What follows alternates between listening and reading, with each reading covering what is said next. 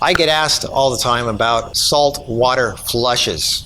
And I'm making this video to tell you why not to do salt water flushes. There's a reason people lost at sea die when they drink seawater. Living cells do depend on sodium chloride or salt to maintain the body's chemical balances and reactions, that's true. But when we consume salt as part of our daily diets, we also drink liquids, which helps to dilute the salt and keep it at a healthy level. However, too much sodium can be deadly, and seawater has 4 times the salt that our bodies can handle. Salt water is a hypertonic fluid, meaning it contains more salt than human blood, which has 9 grams of salt per 1,000 grams of water, and seawater has 35. When humans drink seawater, their cells are taking in water and salt. While humans can safely ingest small amounts of salt, the salt content in seawater is much higher than what can be processed by the human body. In short, there's too much sodium around our cells, so the body tries to get rid of it by urinating. But the kidneys can only produce urine that's less salty than salt water. So you keep peeing and peeing, more than we actually drink, so dehydration sets in. You start drying up. First signs of dehydration are muscle cramps, dry mouth, and thirst. The body tries to compensate with fluid loss by increasing the heart rate and constricting blood vessels to maintain blood pressure, because after all, blood has a lot of water in it. That's when nausea sets in, weakness, and eventually delirium. If you don't drink fresh water at this point to reverse the excess sodium, the brain and organs receive less blood, leading to coma, organ failure, and death.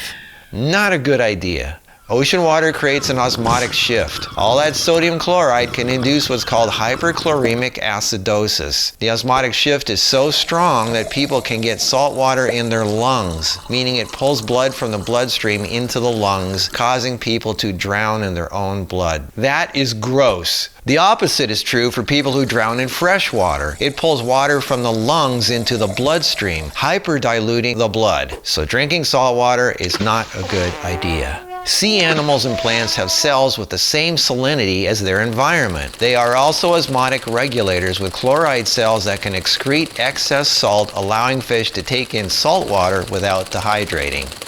So unless you want kidney failure or you like the idea of falling into a coma, forget the salt water flushes and just drink plain water. Just flush yourself out with plain water, or do enemas with plain water. Or better still, just eat right, so you don't need to do all these flushes and detoxes in the first place. Keep it simple. That's the answer to most things, is keep it simple. Drink lots of water, eat right, eat healthy, so you don't have to keep cleansing and flushing and detoxing like a madman.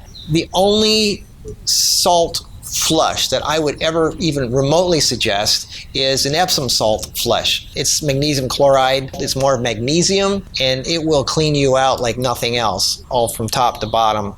But that's the only remote one that I would even suggest. But sea salt or normal salt or any kind of just heavy duty salt, sodium chloride, don't go there. Don't go there. I mean, your body needs some salt. It does. It's important. But you drink lots of water with it, and you only have a little bit of salt. Remember, it's the proportions that matter.